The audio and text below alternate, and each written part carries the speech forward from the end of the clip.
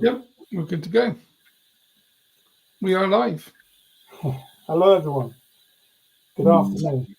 Good Hi, afternoon. A few minutes past 1.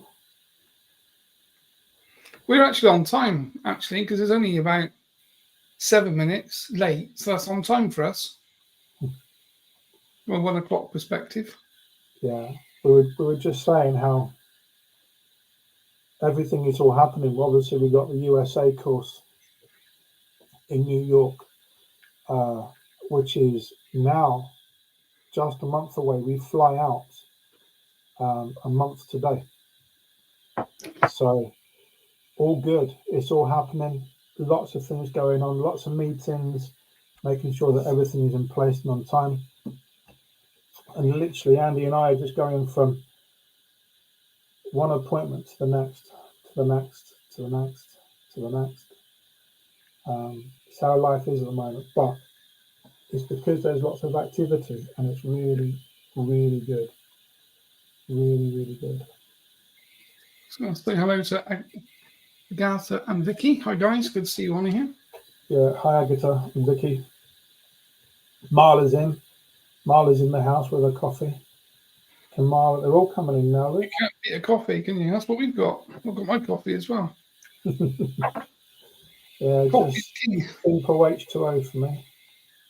Yeah, of course you've got that purity and clarity, haven't you? Only coffee makes stay awake. And then, of course, in the evening, can't go to sleep because you have so much coffee during the day to keep going. Yeah, Louise has been on appointments all morning, one after the other, so I haven't even been able to go into the kitchen to make myself a coffee. Yeah, that's when you know you're super busy. If you haven't got time for coffee, you're too busy. Yeah, absolutely. Absolutely. So welcome everybody. Wayne, Debbie, Marla with a coffee, Adriana. Always good to see you. Always good to see you. I do need to apologise for something as well, actually. I did ask Ollie to send an email yesterday because we were busy creating a whole lot of emails in MailChimp, basically ready to send after and during the 3-day event that starts today. Basically, the unlock your hidden potential. So kind of we were actually trying to get prepared in advance, which is unusual for us because we normally do things at the last minute, literally. So we're busy creating lots of emails and drafts. And I asked Ollie to send one, which he sent, obviously, and it was the wrong one. So it was the email that we planned to send after the workshop, not before. So a few of you probably might have noticed, I think Adriana sent the mail saying the link doesn't work, the payment link. So apologies for that. That was my fault. So hopefully those links will be ready, and that email will go back out again on probably Thursday night, I guess, after the last day of this 3-day workshop, which will be good. Yeah, which we have this evening. So this evening at 5 p.m. UK time, we've got day 1 of 3, an online workshop, just for about an hour with myself and Andy. And we're going to go into the back end work into the academy, how we work, how the practitioners work. During part of it, there will be videos or a video demonstration of how we connect as a medium and a facilitator and connect to the guides and connect to the client, and how we close down the session as well. And also, life as a practitioner, how to get it up and running, how to get it going. We've got some exclusive opportunities for people that come in to the 3-day event. So that's starting today at 5, tomorrow at 5, and then Thursday at 5. 3 days in a row, roughly an hour each. But yeah, really looking forward to that. We've had lots and lots of people register for that. So it is free, and certainly looking forward to that happening. But today, we thought we'd have a little bit of a chat. Somebody that we talk about a lot is Dr. Terence Palmer, PhD. He's given his full title, as sometimes he reminds us that he earned that title, and we use it. Sorry, mate, to break in. You couldn't just turn your volume down a bit on your mics. There's a bit of a hissing sound coming out the back. I don't know if anyone else can hear.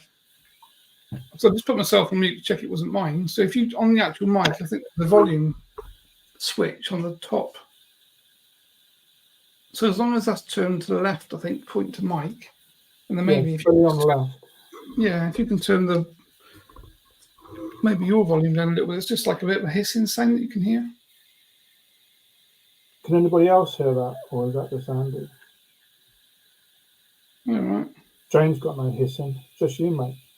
Jane's got a hissing. I'm hissing in her ear every day, all day. That's you hissing. That's a different sort of hissing. Well, it's not Marley a different here. well. Okay. Audio. If you can just go into, maybe just turn the mic volume down. Oh, there we go. That sounds better. I'm not talking. Is that better? Oh, that's better. Yeah, that's much better. Okay. You've just selected the right mic, haven't you, basically? Yeah. You selected the new mic and not the Mac mic. Yeah, it's the new mic that I've got. The new mic sounds really good compared to the Mac mic. There's no hissing. Anyway, I'll let Marla say it as well. So there we go. So we can even sort out tech problems. We ought to start a tech company. Can you imagine? No. Excellent. Thanks for confirming, Sarah. No, that sounds really good now, actually. You actually sound like a human. It's not kind of all hissy and snake-like. Something I've been trying for a number of years. It could have been your reptilian side, your R complex. Could have been. You never know. You never know. Sorry, Matt. Anyway, you were busy talking about Terry. Let's go back. So Dr. Terry Palmer, Dr. Terence Palmer, PhD by his full title, is a heavy influence on myself and Andy and pretty much everybody that does remote spirit release. I know that the students coming through now haven't met him, but certainly those that did. He left an impression. Terry always leaves an impression, whoever he connects with. But really what we wanted to discuss today was just the before Terry, what happened before Dr. P. So I'm going to sort of palm it over to Andy to have that conversation, and then I'll bring my side of it in, because once Terry got involved with both of us, that's then when remote spirit release really started taking off for us, and certainly centering our attention into this field of holistic therapy without medication. So I'll pass this over to Andy. Cool. Yeah. So from my perspective, so kind of where we were before Terry, really. So quite a few of you have probably been to my website and read kind of my about page, really, which kind of details the story. So as part of my kind of initiation into spiritual things, because myself and Jane weren't really into anything spiritual at all, and then we had a bit of a rude awakening, really, where some negative things came knocking, and that was the kind of start of that kind of turbulent path. So for 2 years for me, it was misery, really. It was just spiritual problems day and night, every day, every night. And, you know, that path was pretty difficult to tread, to be fair. I think Jane would be honest to say it was a bit difficult living with me as well, because I was experiencing psychic imagery, things, looking at things in my mind, hearing things in different places, different rooms, different places with other people. I could see and hear things that other people couldn't hear and see. So it was a bit of a difficult time. But as part of that kind of transition, eventually got to the point I did a Reiki course, the same as Jonno, I think, as well. I'll probably go through his at some point. And then effectively after doing Reiki, it kind of opened me up spiritually. I started to get control of my own energy and actually start to understand what was going on for me, really. And at the same time, kind of the psychic aspect was happening. So I could start to see things around people. I could see for quite a long time negative entities with people, which isn't a great thing to see when you're kind of stood talking to someone and you can see something pop up from behind them and just stare at you in the face. And you kind of look again and it's gone, but you know it's there. And you see people's eyes change colour. So I kind of moved on from Reiki, really, to do different kind of meditation groups and classes. So in a week, I would do a couple of classes. And that went on for quite a few years, sort of learning to meditate and learning to connect to guides. And eventually Chen popped up and basically made himself known. And then I wanted to learn to channel him so I could talk to him in meditation.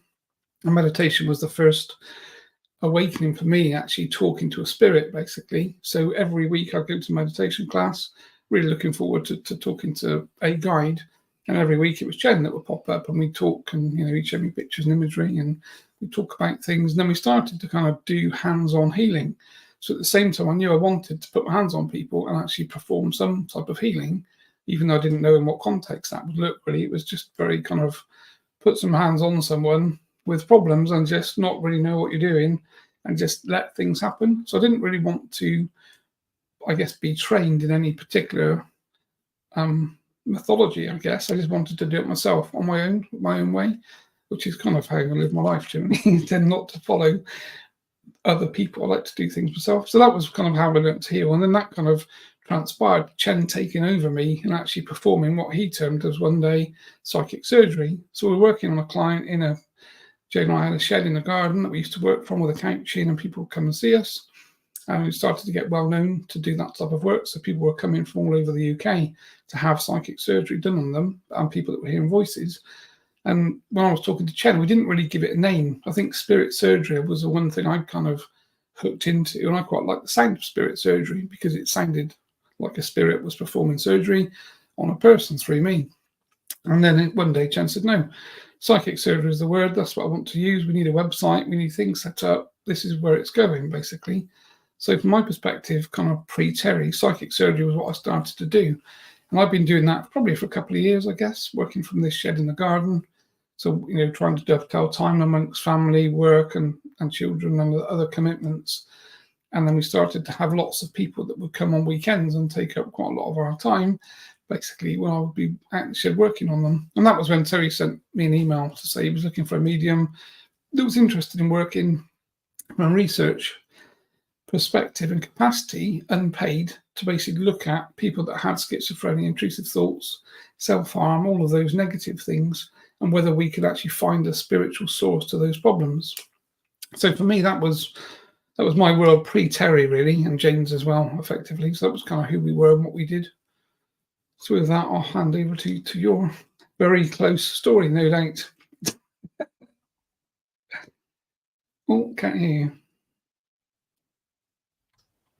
I think pretty much around the same sort of timeline as Andy. For those that know us, I guess a little bit, or even fairly well, they realise that Andy and I have led a parallel path with pretty much the same experiences happening at pretty much exactly the same time.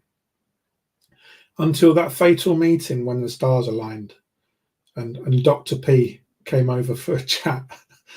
But prior to Dr. P coming over for a chat, I thought you looked into my eyes.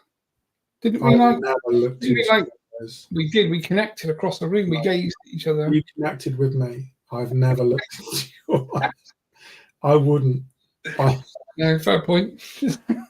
I know what'll happen. So really, I was in a very stressful job. I had a very stressful business. Successful but stressful, and after a few things started happening in my home, and I requested the help of a medium, which is a whole different story.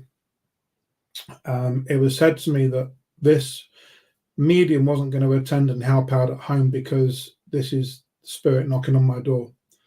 I would consider myself previously as a skeptic believer in spiritual events, really. Skeptical because I'd never experienced anything myself, and a believer because I knew too many good people that I trusted who had examples and stories of spiritual phenomena. So I kind of believed it, and I hadn't experienced it, or so I thought. I hadn't experienced it. And then it all kind of kicked off back in my house. I contacted a medium called Wendy, who became my teaching mentor. But basically, she said that this is time for me to step into the spiritual opportunity, should I wish to. And I've always, I guess, had a nature for trying to help people. And it was just a natural thing for me. I started doing Reiki. I started learning Reiki purely, really for me, rather than to become a practitioner, just to de-stress and to get into meditation and learn Reiki in that way. I did do my Reiki too. I did become a practitioner, and as soon as I started working on other people, I was made very aware that I was needing to close my eyes during the Reiki session. And in Reiki, anybody that's practiced it will know that Reiki really isn't a close your eyes and switch off healing modality. It's all about hand positions and working in a certain way. But that's what was happening, and I felt that I couldn't do this without closing my eyes. As soon as I started closing my eyes, I was realizing when I was then reopening my eyes that I was in a different position around the treatment couch. My hands were doing different sort of work, and the feedback was becoming quite different as well.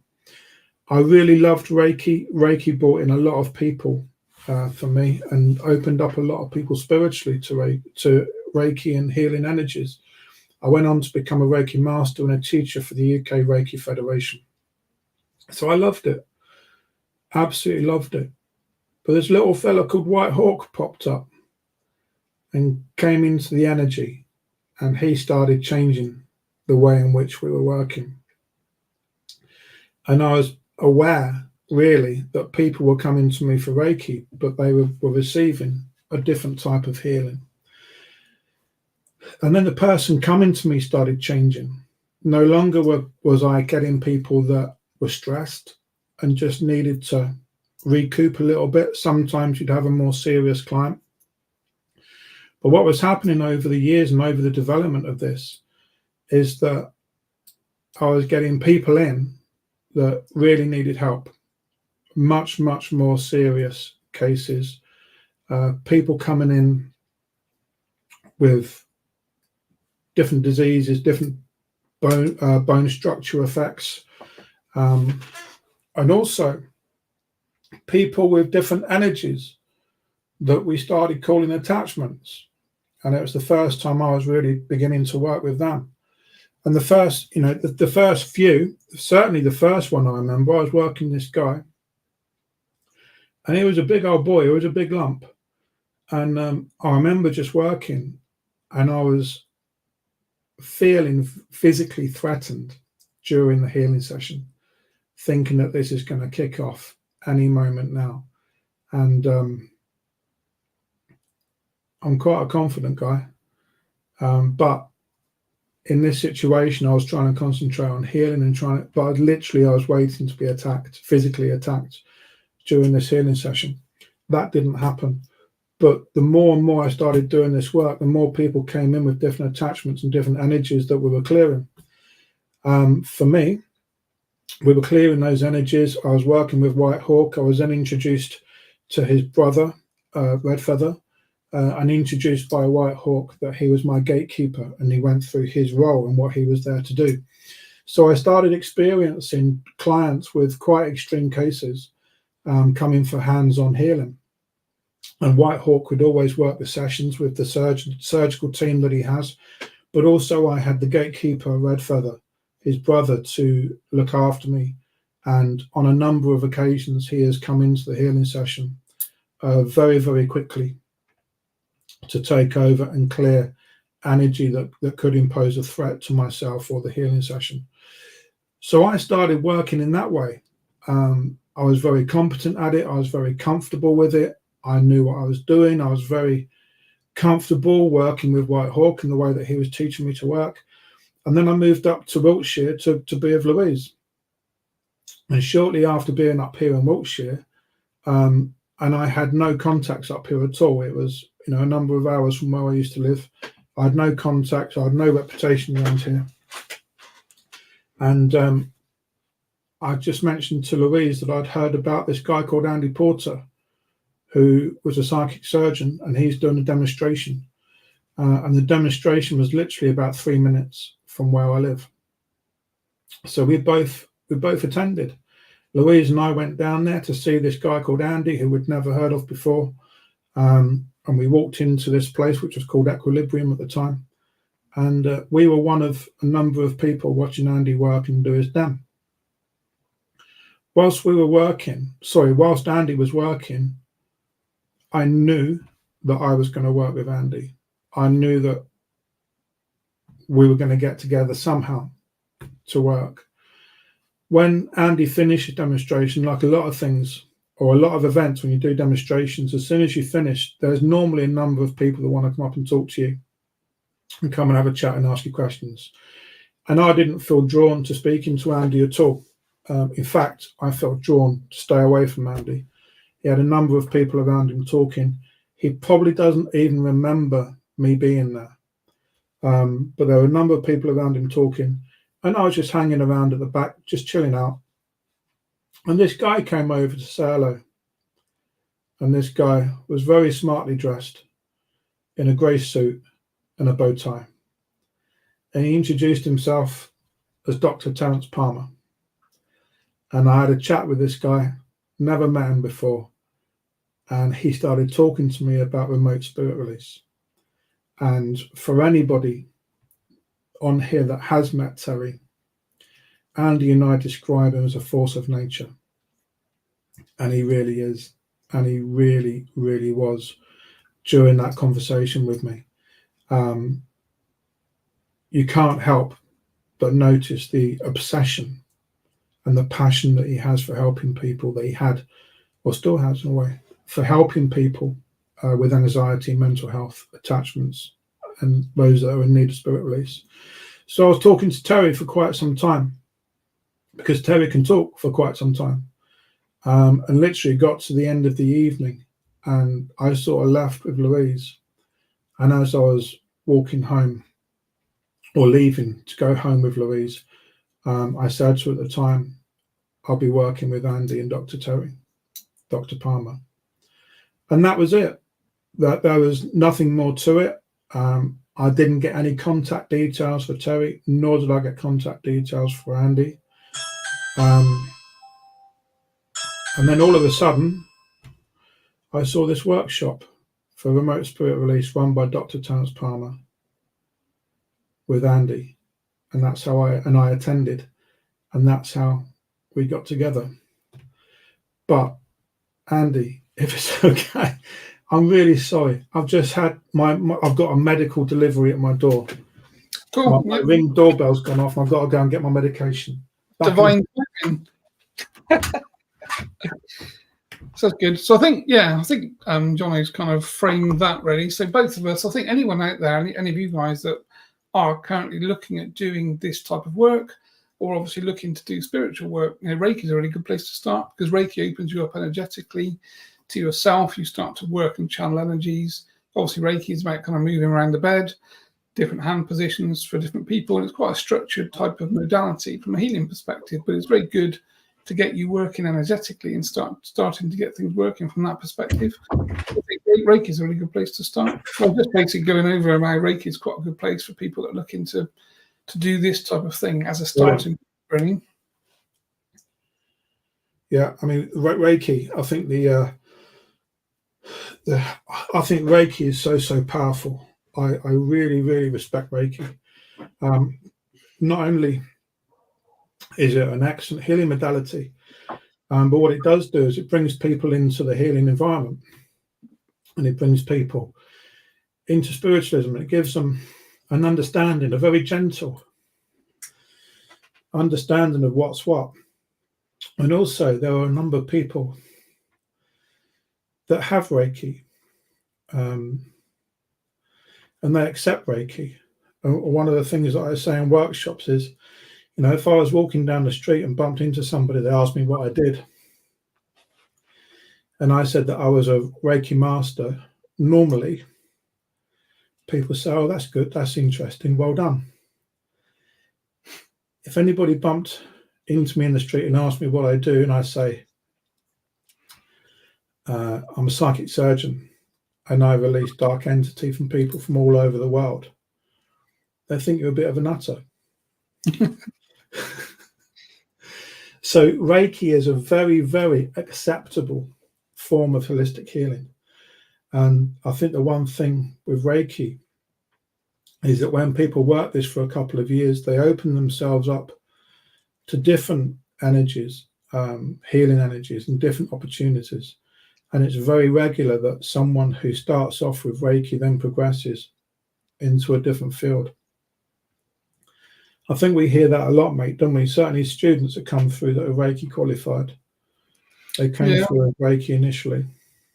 It just seems to catapult people from Reiki into, it's starting to get work with energy, isn't it? And then from there, you start to develop and open yourself up, and then other things start to happen.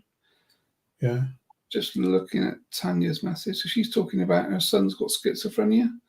Oh. So we were probably going to get onto that, I guess, in a bit of time, really. We're just going to talk about Terry, I think, weren't we, initially, and go over kind of where we were from a Terry perspective and that aspect. Yeah, certainly. I mean, do you want to go into that now, or? Yeah, we can. Yeah, so I'll just give a quick summary, really, for people that don't know. So obviously, Terry contacted me. We basically connected up. He wanted to research people that had schizophrenia, hearing voices, self-harm, intrusive thoughts, the most negative aspects, really, of human behaviour, I guess. And it was quite a passion for him. And he recently sort of completed his PhD in metaphysical and spiritual studies. So we kind of connected together and kind of hit it off, really, because Terry was very direct. Kind of everything for Terry was black or white, and he would come up and spend some time with me, and I'd kind of set some time apart. Jane would generally cook a cake or bake a cake or something, so we'd sit drinking coffee, eating cake, and then we'd be doing some recordings and talking about clients and reviewing client cases, connecting to clients, that kind of thing. So that's how we kind of started to build this protocol concept. When we found things in the etheric field of clients, we would document what we found. And over the course of years, we started to come up with a whole list of things, which is now part of the SRT, or the Remote Spirit Release Protocol, that we obviously work with and use from an SRA perspective. So that was kind of how things developed, really, from that perspective with Terry.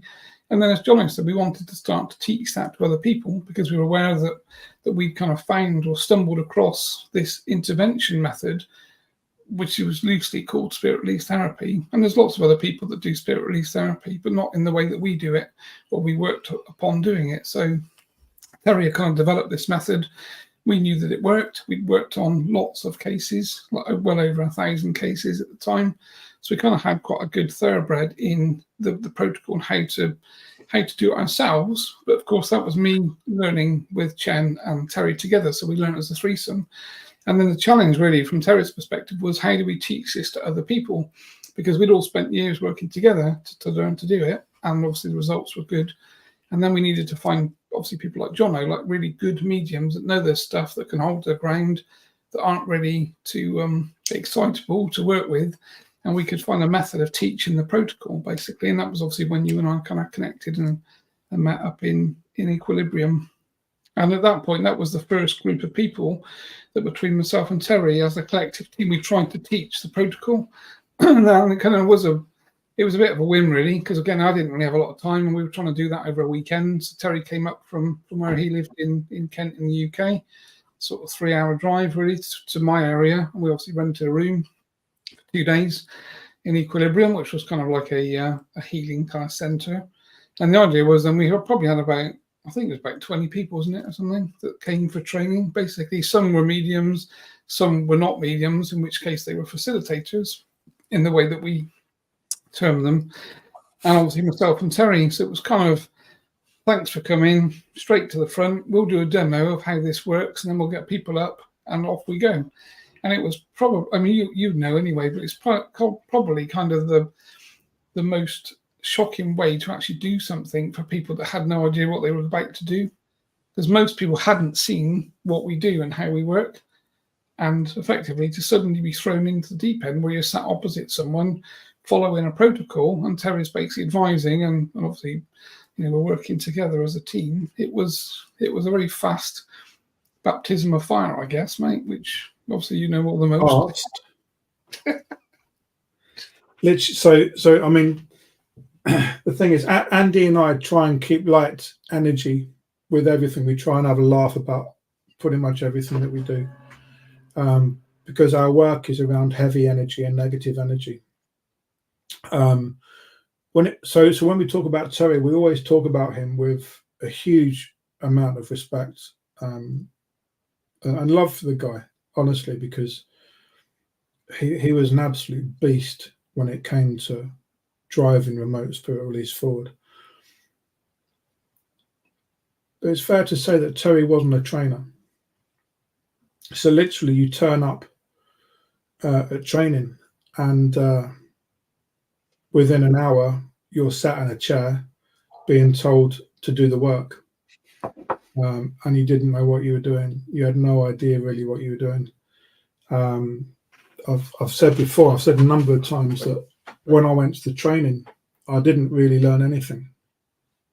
What I did learn was how to pull all these different things in from all the years of work and the thousands of clients that I'd worked with, and then how to put it all together to become a very easy, manageable picture. And that picture was called the protocol.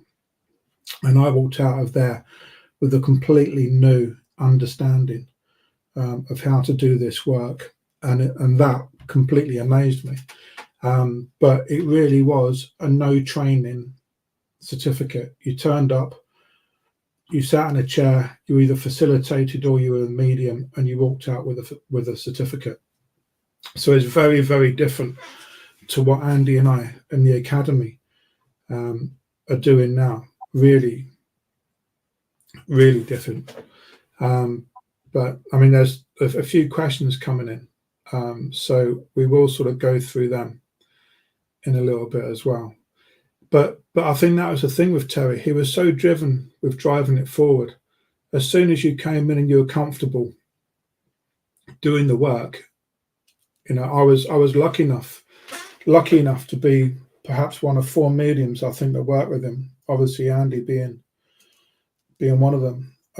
Those 1,000 cases I think you're talking about, I can't remember exactly, and I wish that I did. But I think I came in at around 350 or 400. I remember celebrating the 500th case, and just seeing it grow to 600, 700, 800, and then of course that 1,000 cases came in, and it was a huge achievement, and it was just absolutely wonderful to be a part of. And Terry was very efficient. He was very, very efficient, I think, is a nice way of saying it. If he was going to work with you at 2 o'clock, he expected you to be there at 2 o'clock, ready to work. And as soon as it was finished, that was it. He was done and he was off. And on to his next call, I imagine, on to his next case and on to his next thing. But certainly life prior to Terry was all about learning, all about developing. And then as soon as I met Terry and as soon as I started doing the SRT work, that is then when I realized that everything I'd been doing before was now centering itself on what I was going to do then, and the way that we were working moving forward. And that's then where Andy and I started our beautiful relationship, and realizing that the ethics of both of us are the same. Andy and I live about 25 minutes from each other. We do the same work. We have websites that are very similar, Facebook pages that are very similar, and we never ever see each other as competition. We've never seen each other as somebody that could be damaging to our business. You know the way normal business works with competitors. Andy's never been a competitor to me, and I've never been a competitor to him. But what has happened is that the more that we've grown and the more that we've bonded with our work, we now have this, and we now have the academy, and that's all down to seeing Andy's demonstration of psychic surgery and the eagerness, which I was completely taken aback by Dr. Terence Palmer, PhD, when I met him at Equilibrium on that night. Yeah, I think that's the thing as well, isn't it? I mean, Terry was very driven to try and get this, because he'd spent so much, he's dedicated the last part of his life really doing this work, and even his family didn't realize how much he did and how much he was doing from that perspective. So I mean, he was literally every waking minute he was generally doing something, like collating research or reading things, obviously writing books, writing papers. So he's written a couple of books. He wrote a novel as well, which I found a few days ago actually, which has been shared on the SRT group for practitioners, which is what he was keen to get some of those to read prior to their training, I guess, because it is Terry's life. Although it's written in kind of novel format, but it talks about the things that happened to him and how he sort of fell onto this path. So, but he was, a very dedicated man to the point that every waking hour was involved in SRT work and trying to get, the medical industry and the other industries really to at least open the door for conversation. And I don't think really, to be fair, he made much traction with that because obviously what we're trying to do is not really cost-based. So if we look at people that are schizophrenic, hearing voices, intrusive thoughts, self-harm, that kind of thing, there's an 80-20 kind of split between 80% of the people we can help and make a positive difference to their life with one appointment. And that appointment ranges, from $150 to $300-$400, depending on who you book with from a practitioner perspective and where you live and that kind of thing. So from an SRA perspective, our practitioners all work on their own as their own business, and they set their own price plans and that kind of thing. And some of them specialize in different things. So different practitioners enjoy doing different things. Some people like working with the heavier stuff, which is myself and Jonno. We quite like to get in the depths with the negative things because that's get our boots dirty. Get your boots dirty. Yeah, it's a bit that we like, and other people aren't quite so comfortable doing that, and they obviously then attract working a vibration of doing different things. So again, like all modalities, really, there's a kind of cross section of clients. Some people are suicidal on the one end. Some people just feel off and want their energy cleared and know that they're not sovereign from that perspective on the other end. So, different clients have different kind of alignments with different practitioners and different things. But to answer the questions that are coming up, obviously, I think it was Tanya was asking about her son obviously being schizophrenic. So lots of reasons for that. Primarily, the main things that we tend to see is substance really is one of the biggest things. So there's people that have done drugs, that drugs tend to break down the etheric field and create perforations in your auric field, and the negative things can come in and attach through those holes, basically.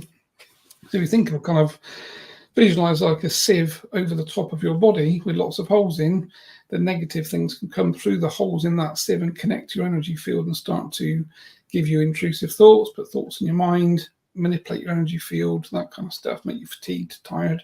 So people that are schizophrenic generally have some type of attachment.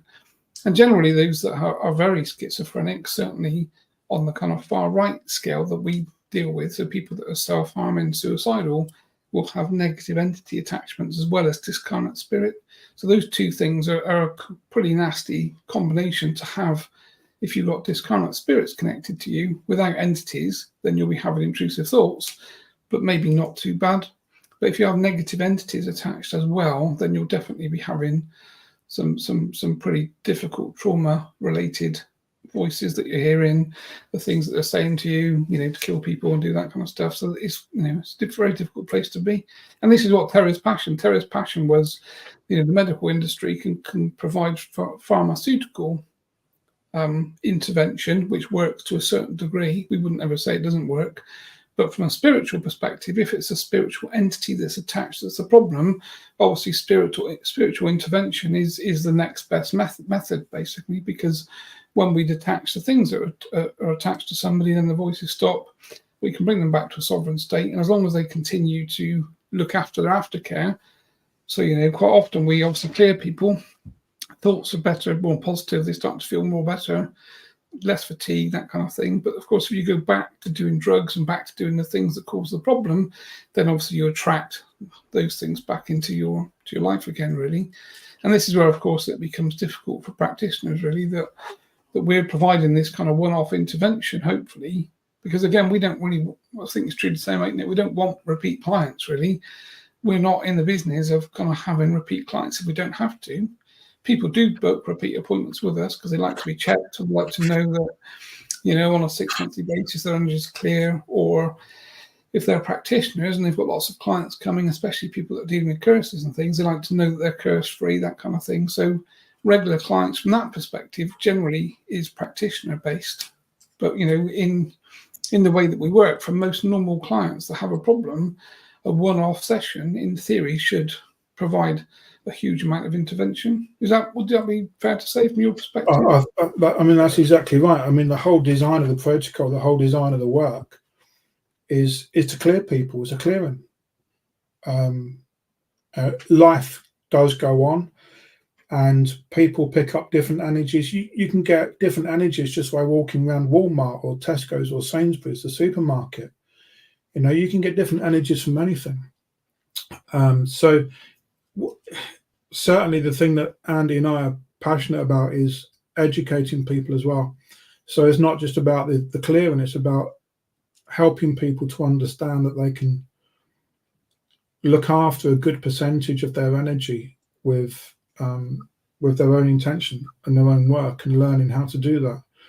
And of course, you know, when things are a bit heavier, when things are more tricky, there's practitioners here that will help. And certainly in replying to Tanya, I have put the practitioner website up there, the link to the website. On that website, on the practitioners page, you will see Andy, you will see myself, and you will see the other practitioners that we have certified as well. So please feel free to go there and contact who you're drawn to, and they will be able to help you and your son. But just on the question that you're asking, Andy, is about, you know, is this a repeat thing? No, it shouldn't be. Yes, we do have people that come back every month, every few months, once a year, once every 6 months, because they want that continuous check. I actually have a client that books me after they go to a music festival, and the clearing is a part of their music festival experience.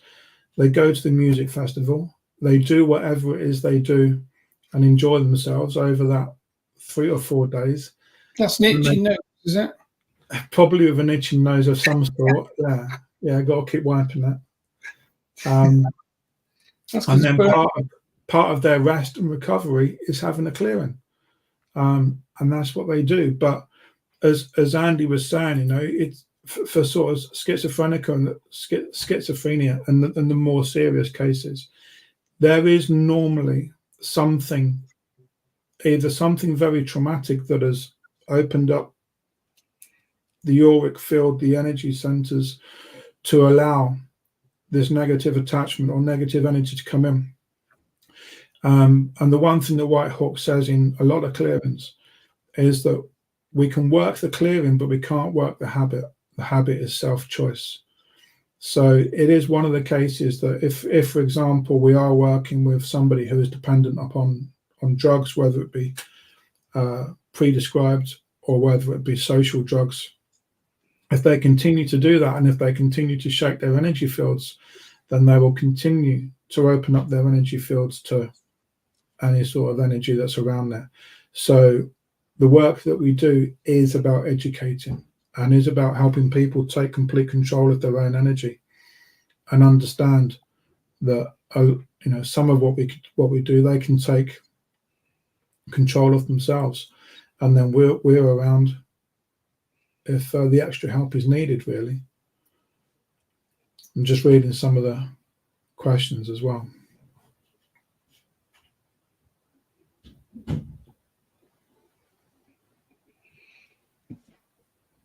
I think that's the thing as well, isn't it? When you start to understand that this shouldn't be difficult, the way that we teach things, if you talk to the practitioners that are coming through training, I'm pretty sure none of them will say that it's difficult to do. There is a timeline to learn things, and there's a terminology that we use that you need to learn. And like everything, when it's new to you, it takes time to kind of speed up and get into step with us, basically. And that's what we kind of need from our perspective for practitioners, is to just join us, to get into step with us. We were talking about the same things, doing the same things. We connect to a kind of group of people behind the scenes now. We've got like a fabulous group of very trusted, ethical people that we're working with, the practitioners that come online.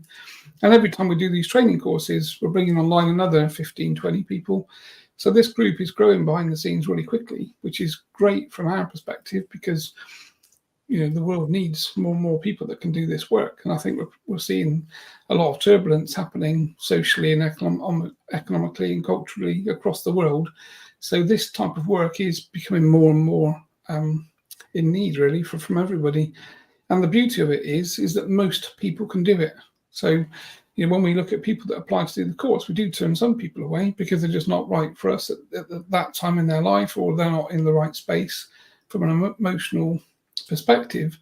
But everybody that comes on the training, basically, we get through the other end. So I think it's quite. I feel quite pleased that that's what we can do. We can take them through a training course with us and with some of the assessors and the other people that we work with, and they pop out the other end able to do this work, feeling confident and secure, and then actually build their own business basically around it as well. Because I think as things are changing on the planet, there's going to be more and more requirement for spiritual people to do this type of work. So we're kind of going to, I think we're going to kind of fork away from the pharma aspect, and we're going to start moving into more spiritual problems, more spirituality, really. So people that can heal of old, and people that can connect to spirit guides and talk to unseen spirits, I think are going to be in demand, and it's starting to happen now. So people that are looking to do this work with us and join with us, I think this is the kind of spear, the front of the spear, it feels like, and it's why we're being pushed so hard by the spirit teams behind us both to get this going. I know Chen's talking all the time about making things quicker. Terry's continually talking about how slow we are in doing anything generally, so, which is typical Terry. And I'm assuming White Hawk's probably nudging you along as well. Exactly. And keeps coming up with different things that we can do, and we're like, we're trying to keep up with what we are doing. So, and it is, and that's the thing with the academy, is that it's constantly evolving. But going back on what you're saying, Andy, I think that the energy around people has changed over the last 20 years. People are becoming more awake. They are more awake to their own energy. They're more awake to universal energy. And I think they're realizing that there's other options than perhaps they thought they were restricted to maybe 25, 30 years ago. And as people become more open, as people become more acceptable to spiritual workings, whatever it is, so their vibration improves. And as their vibration improves, they have a hunger to move on and progress. And it's those people really that we work with, coming through the academy, either as a facilitator or those that are trained as mediums already. Just very quickly, just going back to Tanya quickly, we're not referring to your son to say that he's taking drugs or drinking alcohol. We don't know your specific case. All we're talking about is that this is a general chat, and we're just talking about in generally through all the cases that we see, this is how we see schizophrenia, and this is how we see it happen. But some things traumatic would have happened to open up the energy field for that negative energy to attach, and that's where we would go in and try and clear that. And just a really good question that's just come in.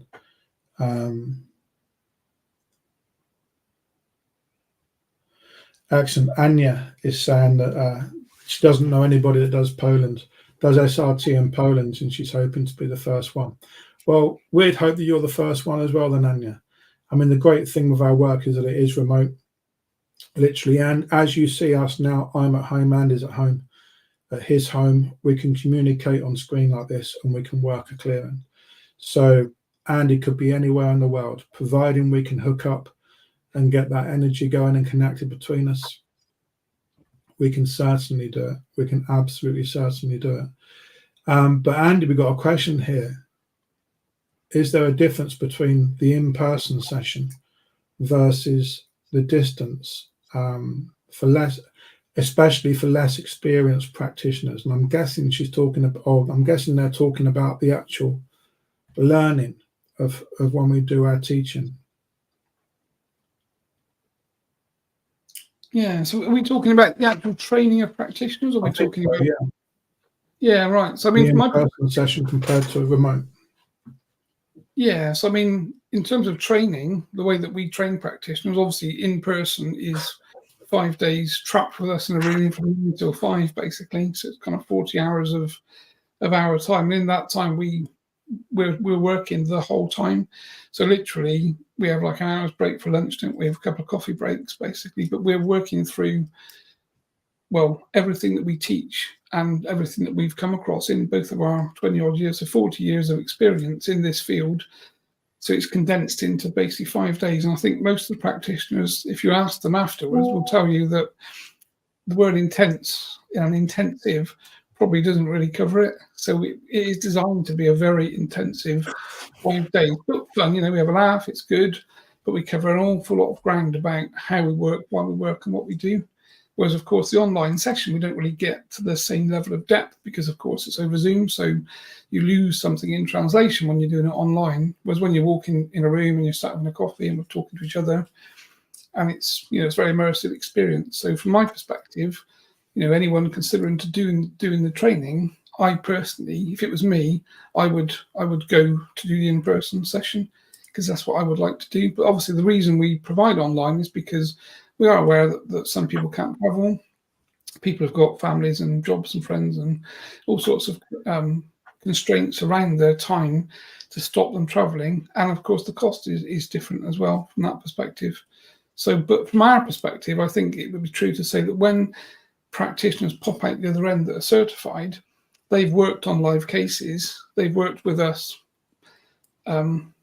in depth, basically. So we don't allow any of the practitioners to do anything that we're not comfortable with them doing before they actually start. So every single person on the SRA practitioners webpage knows exactly what they're doing.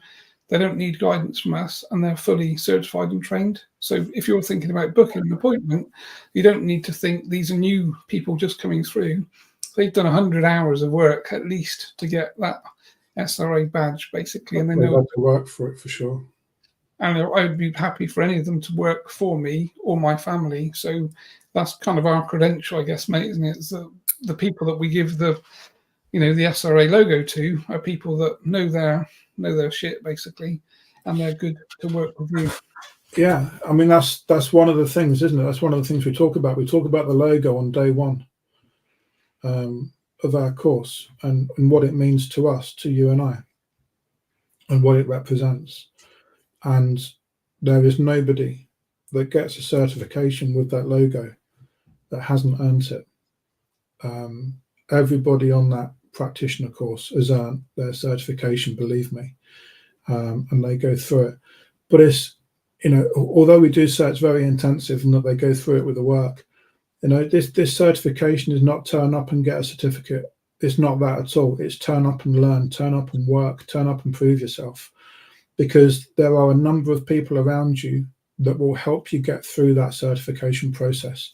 Myself and Andy is two, but also we have the assessors, we have different trainers, and we have people that are all there to help you get your certification. And it is our job to help you to get to the stage where you fully understand what you're doing. And not just understand what you're doing, but also be able to help and sort out any issues that arise as well.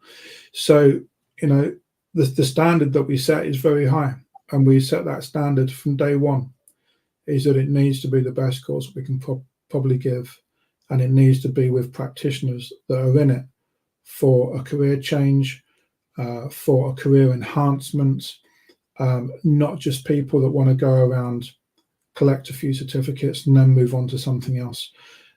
The sector that we're in with mental health and anxiety demands that the practitioner works to the highest possible professional and ethical level. Otherwise, we're not going to break into that sector. We're not going to break in and have people respect our work if we don't respect it ourselves.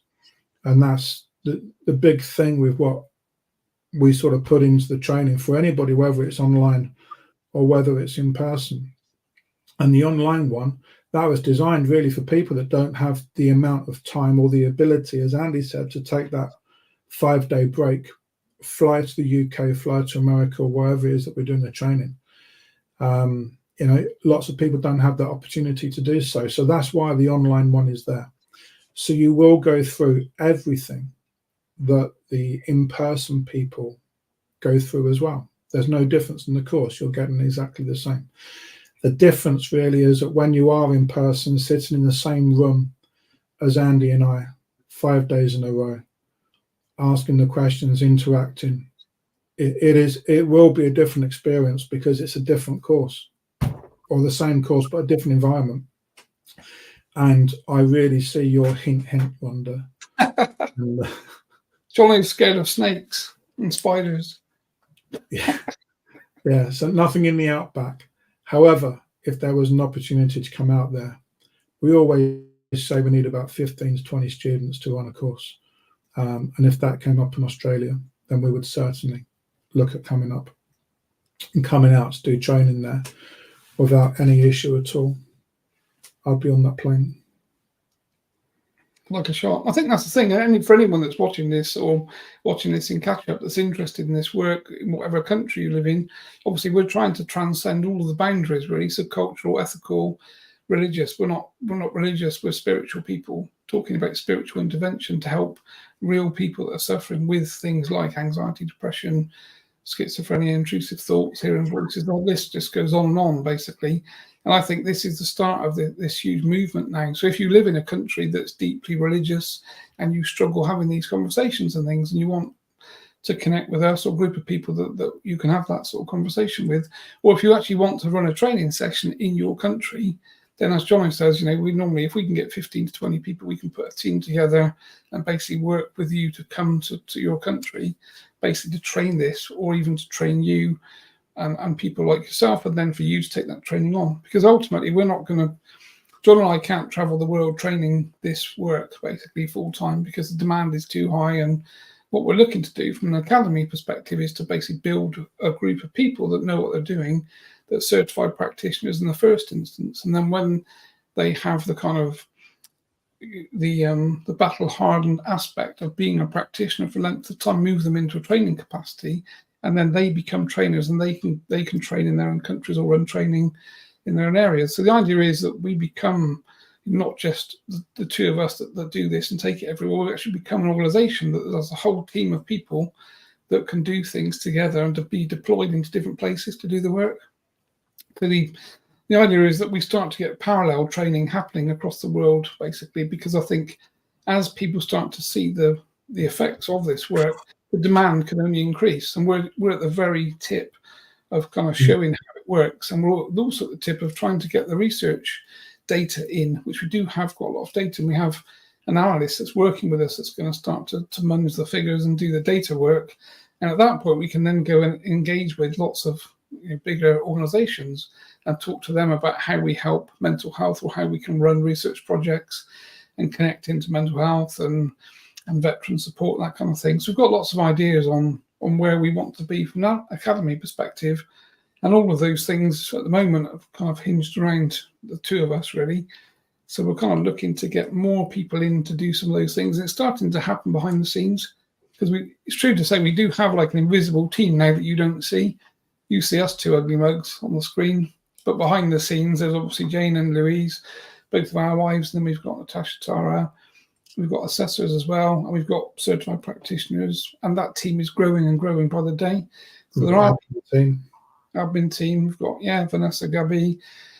There's a whole team of people that are growing every week. New people are being added to the team that bringing like an amazing skill set to us, and we're kind of trying to find places for those people basically to start to work and get this kind of movement forwards in an organized way rather than just a group of people working. We're trying to keep SRA as an academy that actually has a proper formatted constructional viewpoint, really. So we've got people in the right places doing the right things. We've got rules, we've got boundaries, we've got all the things you'd expect a kind of corporation to have to keep control of the people in a positive way and also to manage things as they come up, because there are lots of wheels that are turning inside the bigger wheel. And generally, we're trying to keep control of all of those wheels, which is quite a feat as well. And behind the scenes, of course, we have the Celestial team, as we call them, the White Hawk, Chen, and obviously Terry, and lots of other entities that are working behind the scenes to do their part. You only see us as the front face of this from a physical perspective, but there is a spiritual team that's pretty big behind the scenes that, again, nobody really gets to see, and they're working their socks off to basically pull off what SRA is going to become as we kind of move forward. And it is and that there's lots and lots and lots of stuff that Andy and I do that isn't seen by anybody. But I think it's fair to say that even in the last 4 weeks, there's 4 to 5 weeks, there's a big shift in the dynamics of the academy. Different people doing different jobs, people coming in, making all the cogs work a little bit smoother to turn that big wheel. So if it is something that does appeal to you, we use the phrase, if you hear the call, and you're in a country somewhere, have a chat with us, because if you can get together, and if we can join forces and promote to 15 to 20 students, the chances are we'll come out. Chances are we'll do the training. And the chances are that if the stars align, we'll be working with you and helping you to become a trainer over time, where you can then look after your own country, train in your country, and take the training on, because it is something that Andy and I just can't do all the time. We've got so much going on. We need a team of trainers around the world to do that. So there's so many things happening that we do. And as Andy said, going in, we've spoken for ages about helping veterans and different organizations, different charities. And we can't do it because we're running the day-to-day organization of the academy as well as our own work. So that team is changing. It is evolving. We are growing. We call it growing pains. Things don't happen quite at the speed we all want it to. But that is because we have to have the right people doing the right things at the right time. We call it finding the fit.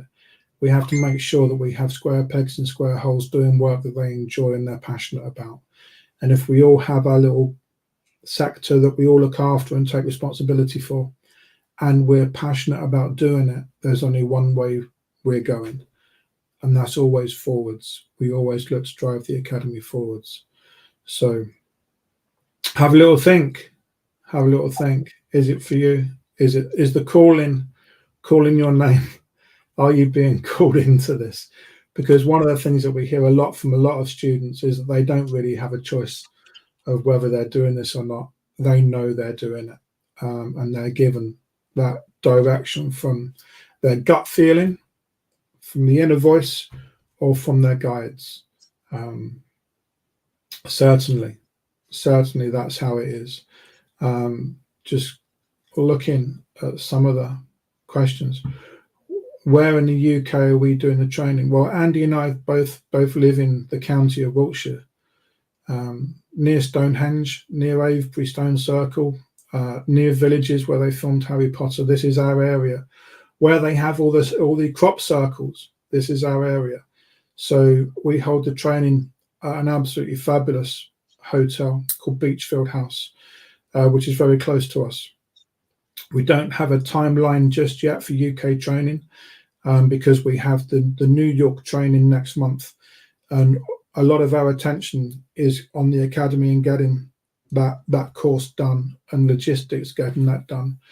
As soon as probably we come back from New York is where we'll be working out a whole timeline for next year, trying to give people as much notice as we can. We are aware of that, and that is happening.